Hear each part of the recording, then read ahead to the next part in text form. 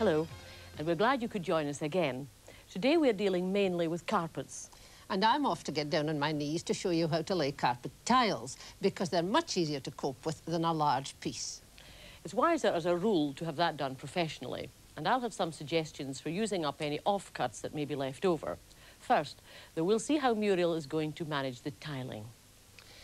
I've already made a start by doing the easy bit. We chose very nobly to do the bathroom because fitting round a pedestal is tricky and we wanted to tackle that. An unobstructed floor, which you'll have in most other rooms, of course, is much easier. Here's how to begin. Draw a scale plan of the room you want to cover. This is our scale plan. Draw the diagonals to give you the exactly squared position of the centre tile and work outwards from there. This will give you the same margin on opposite walls. It might seem more obvious to start at the edge of the wall and work across, but walls are seldom dead square, and the whole thing will get more and more out of true if you proceed. This way, any slight discrepancy at the edges won't be noticed. From your diagram, you'll be able to work out the number of tiles you'll need, depending on their size, of course, and remember to buy a few extras to allow for disasters, both in laying and in use. This means you can swap them around to even out the wear, too. When you go to buy the tiles, the choice of colour and the type, of course, is up to you, but be sure you buy something practical. Plain dark colours show up every scrap of fluff and dust, and there's plenty of that with towels and talc in a bathroom. Again, choose a man-made fibre with a waterproof backing like this for rooms like bathrooms or kitchens. These tiles can be lifted and washed individually, so that's quite useful too. You'll notice the tiles have arrows on the back, and it's important to follow any instructions about the way these should run. I've already laid the straightforward ones. I started by marking the diagonal on the floor, just like the diagram, and laid the centre tile square on this first.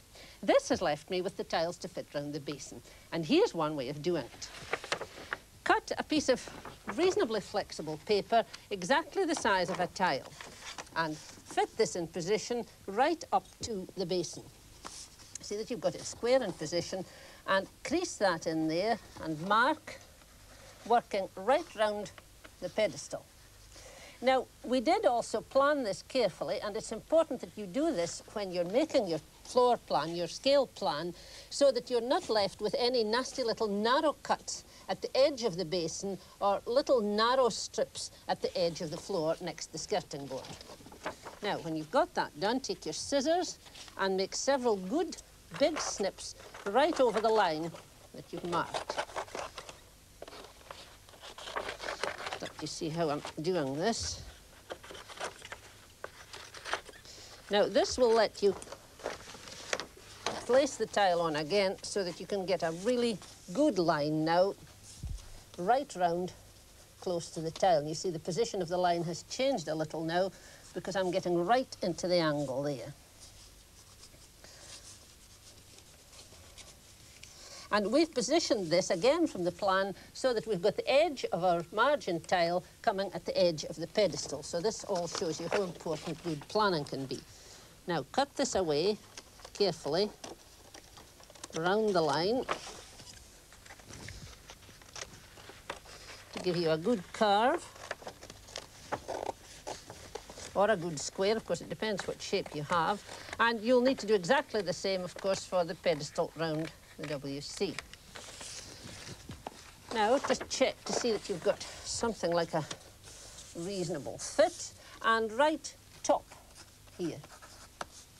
You'll see why in a minute. Now you want the tile that you're going to put in position, and see that the arrows are going the right way. I know all these arrows are going this way. Lay it in position, that's where it's going to lie, and unfold it back this way. Then fold this over it, and that's going to give you exactly the right pattern because it's not quite the same size at either side, so it's important you watch you don't get it back to front. Then you can mark this. You need to kneel on it to keep it in exactly the right position, and you can mark it either with a Stanley knife, which I'm using here, or a piece of chalk. Just get your good curved line right round. This gives you a thinner line than the chalk and less chance of error.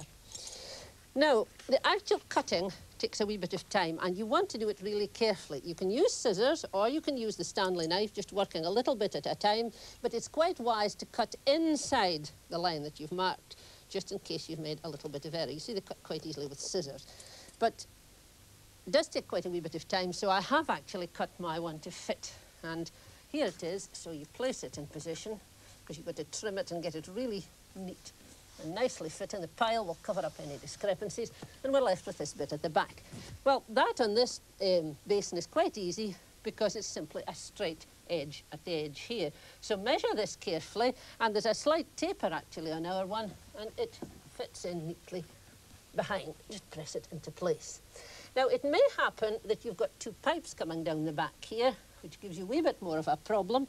So if you have, measure and mark the position of the pipes on the tile, and then you simply cut in, straight snip in, and cut the wee circle round there so that it'll fit. And of course, the fact that it folds back like that will let you fit it in round the tile, round the pipes. So it's not really so very difficult. A large piece of carpet is difficult to handle in a room like this, and it would probably be wiser to let an expert do it, unless you've got the old carpet to use as a pattern. In either case, there'll be bits left over, so let's see what Anne's going to do with them. Well, I can never bear to waste anything, especially anything as expensive as carpeting. And pieces like these can make useful slip mats and rugs. So the first thing to do with leftover pieces of carpet is to square up the edges, not have any curves or funny angles. So I'll cut off this slanting side, and I cut it straight by the warp of the Hessian backing. You can see a straight line there. When my piece is the right size, I'm ready to bind it. This is a very quick and a very inexpensive way to bind it. All you require is plain cotton webbing, choose a colour as near your carpet as possible, and some latex-based adhesive. It's a good idea to put on a plastic apron, because this adhesive is so effective that it will stick to you and you won't get it off, and protect your floor as well. So put your piece of carpeting at the corner of a table, and you simply coat the carpet, the height of the pile, with the adhesive. Doesn't matter if it sticks on your table, because you just rub your finger on it when it has hardened and it'll come off. The only thing it doesn't come off is carpeting, upholstery, and of course clothes. So lay that down there, and then lay against it the piece of webbing. It sets so quickly that you can just hold it in place and it stays. And turn it round. So she stays and stays, and it's come off. Right, we'll try again. That's what happens when you try to do it too quickly. Press it firmly. Don't worry if you get little white bits in the carpet, because that's just the adhesive before it has set. When it sets, it becomes transparent. Now then, the same with the second side. Some more adhesive. It won't go all the way around because it's all exactly the same, but I will show you how to do the corner. So I'll stop up that side. And again, gently press it with your fingers, the height of the pile. It's not very successful doing this on a piece of used carpet, because the pile has already been flattened. When you've done it, turn it to the wrong side, and then with your adhesive, just a layer of adhesive to hold it down. If you do one side, push it down all the way so that you get an angle at this corner. And then the same with the other edges. Don't worry if you do put on too much, because it will go clear when it has dried. And then down this way, and you get your mitered corner. And you continue all the way around until the whole piece of carpet has been done, like this one here. You have probably come across the problems of creeping rugs. They can be infuriating and potentially dangerous. So don't forget to have loose-laid rugs firmly anchored, either with large-headed tacks or some non-slip backing, like these, which can be laid below the carpet. This one is to lay on your carpet, and you put a rug on top, and the rug won't then creep. This is a similar sort of one, although it is a slightly sticky feeling, and you'd put that on a hard floor, like a vinyl floor, and you'd put your rug on top, and it won't creep. And finally, this is another sort which you would put on a carpet, and if the rug has a latex backing, you would just use this sort of sample. These are just a few samples, but why not go to your own carpet shop and see what's on offer there? These are a jolly good idea, Anne, aren't they? They're smashing, this one especially. But you may not be aspiring to anything new. Perhaps you're more concerned with refurbishing what you've already got in the way of carpets. Floors come in for a lot of hard wear and staining, and carpets can suffer in a busy home like ours. So, Anne, I'm going to shampoo this carpet. Can you give me a hand to move the table? No problem, no problem. Fine. The normal small domestic shampooer works well enough, but the results aren't very lasting as it only cleans the surface. For deep cleaning, you need something more powerful, and this is where another useful hire item comes in. These machines are very simple to use. You can hire them from do-it-yourself shops and from some dry cleaners, but it's most important that you follow the instructions for your particular model really carefully. And it's also most important that you use the cleaners which come with the model.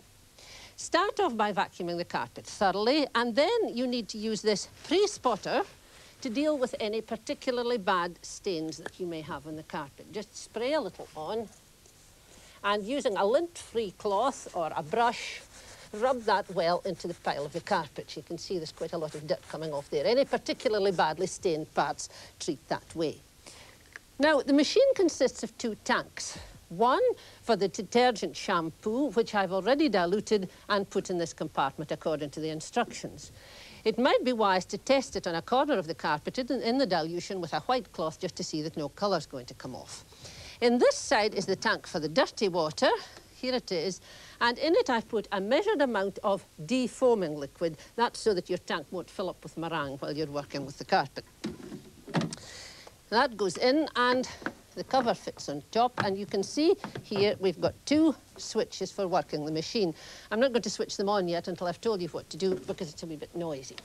The actual nozzle and hose is very much like a conventional vacuum cleaner. The liquid's pumped down this hose and the suction pulls it up the other one. When you're using it, there's a spray nozzle here which activates the spray, and you use that on the stroke where you're pulling it towards you. So I'll switch it on now and get going. Then you let the spray off when you're doing the return stroke.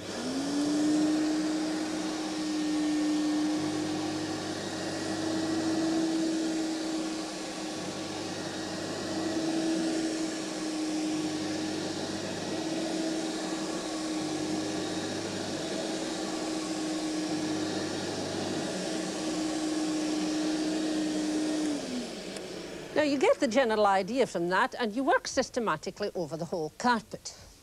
You can't probably see much difference in the carpet yet, but let's just have a look at what we've got in the dirty water tank.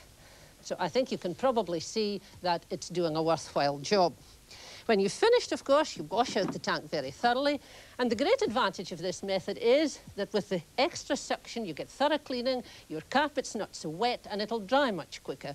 And there's an anti-static finish in the shampoo. If you put your furniture back within an hour, it should dry in just over an hour, you should put little bits of polythene under the feet in case you get rusting. It costs $7.50 a day to hire this, but after that you've still got to buy the shampoo and things, which could push it up to about £12. So it might be an idea to share with a friend and do both your carpets on the same day. My friend has got her mind on something rather different, though. I think she's about to tackle a bit more upgrading in the bathroom, so I'll let you join her. Now that we've got a smart new carpet, I thought it might be a good idea to fit the taps with new tops. It's much cheaper than going for a completely new fitting, especially if the taps are in good working order. And these look more up-to-date than the ones we've got. So the first thing to do when changing a tap is to turn off the water at the main. Now, we did speak about this in a previous programme, but in case you missed that one, you've got to find the main water supply. Now, the main tap is very often situated under your kitchen sink or somewhere at the kitchen or the back of the house. So you have to find that and turn it off. For the hot water tap, the main tap will be on your immersion heater, so you have to turn it off. You will know you've turned it off because when you open your tap fully, no water will come. So that's a sure thing. There's no water, therefore it's turned off.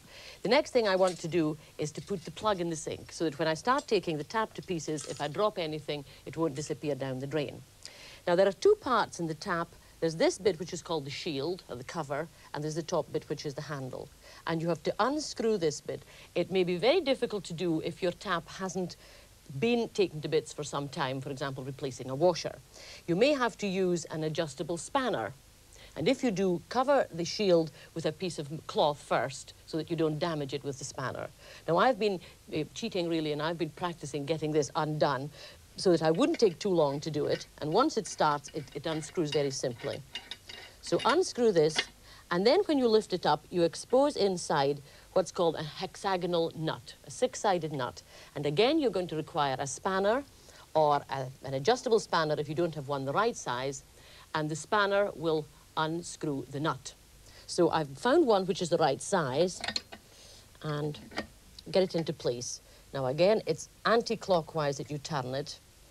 And if you can't get it started, sometimes a few quick jerks might get it started turning. This one is now started, but don't despair if it takes quite a long time to move, because it's not the sort of thing you're taking off every day. Now, take the whole thing off. Remember, the water has been turned off. So the old piece of tap I can set aside. I don't need it. And also inside is the little bit with the washer. I can discard that as well because the taps I'm fitting have new washers in them. So I can set these two bits aside. And you must check that the bed of the tap is clean. Perhaps wipe it out with a duster. As it happens, the tops I bought provided also a little plastic tool with a sort of sanded edge to help clean the bed of the tap. So you just put that inside, screw it round about, and that would take off any dirt that had got lodged at the bottom of the tap, any bits of grit and so on. Then we come to take the new tap. Now, the new tap, like the old, comprises of two parts, the handle and the headwork. The headwork, as you see here, has the new washers on it and a little screw to hold it in place, and then the little plastic index for the top, which tells you whether it's hot or cold water. So I've got the tap ready to receive the new fitting. So first, this bit's called the headwork. Oh, there's a little washer which helps to make a good seal, and it goes in place, and then the whole thing goes inside the tap and is tightened as much as you can with your fingers, and then again with a spanner to tighten it fully.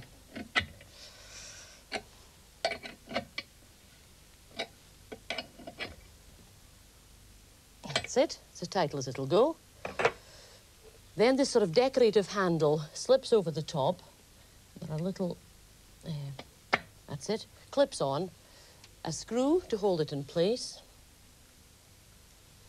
and a screwdriver, and then the little plastic index, as it's called, which tells you whether it's hot or cold water in the tap, and that just snips in place. And it will take a little longer because your tap won't come apart as quickly as this one. There's one more to do. I think I'll leave that one to let Muriel have a go at it. And the other thing I thought we might do today to cheer up the bathroom is to fix a soap dish on the wall. Now, fixing things on the wall, as we said before, can have problems. But first you have to know what your wall is. In this room, this is a plasterboard wall, and it's covered with a cork-type paper. Now, you can't put screws directly into plasterboard because it doesn't grip. So what you must do is to drill a hole, fix a little plug in that hole, and then put the screw into the plug. Once you've learned how to do that, you can fix all sorts of things in walls. So this is the soap dish I'm going to use, and there are two holes in it for screws. 1, 2. There's a third hole in top, and that's just to fix a little decorative shield to cover the screws. So let's say we're going to put it about here, the side of the basin. You could use a level if you weren't sure how to fix it. That's about right. And then make your holes with a bradawl. Here we are. We've used that before too. I think I better hold it with this hand. As long as you get a good marking in the wall. Yes, there are the two marks. Let's make this one a little bigger. And then I'm going to drill a hole using my hand drill. Remember, this is a hand drill, and the bit you drill with is called the bit. Now, the bit should be the same size as the plug. so that I make a hole with the bit, I put in the plug. So you might be fortunate enough to have an electric drill, but we're just working with a hand one. So get it in place, and with the weight of your body behind it, screw through the wall, through the plaster board, and you can see the plaster coming out. I'll just have another little go at it. Wiggle it a wee bit. That's one. And the second one.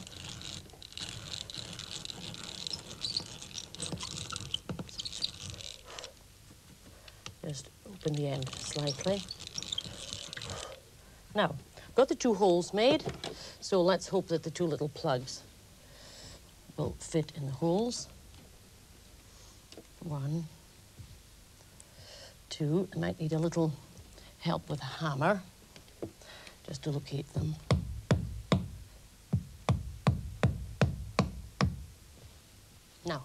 Now to fix the little soap dish. Got the soap dish and the two screws and a screwdriver. Take the bigger one. And they go into the plug.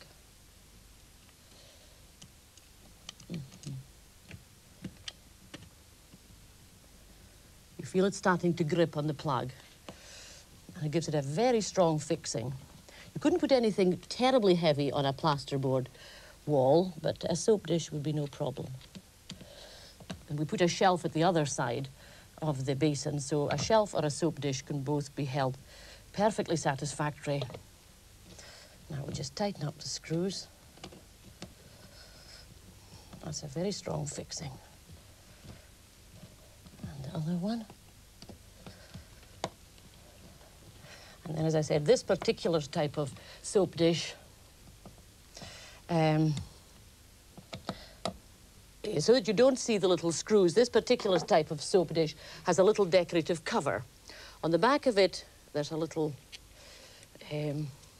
niche which fixes to this square, and it's just trying to align the two. I don't know if I managed to do that or not. No, I haven't. Try again. That's it. Fixed in place. Then there's this little soap dish, has a little tray which goes in place to hold the soap, and then we'll just clear up the mess we made, and there are little soap dishes in place. Now, what do you think of that, Muriel? I think you made a super job of that. You're very clever. Your tap. Don't they look super, all smart and modern? Just like us. Absolutely. That looks like all we've got time for today. If you'd like a fact sheet about the series, send a large stamp-addressed envelope with a 30p stamp to Do It Herself, Grampian Television, Queen's Cross, Aberdeen, AB9 2XJ. See you again next time. Goodbye. Goodbye.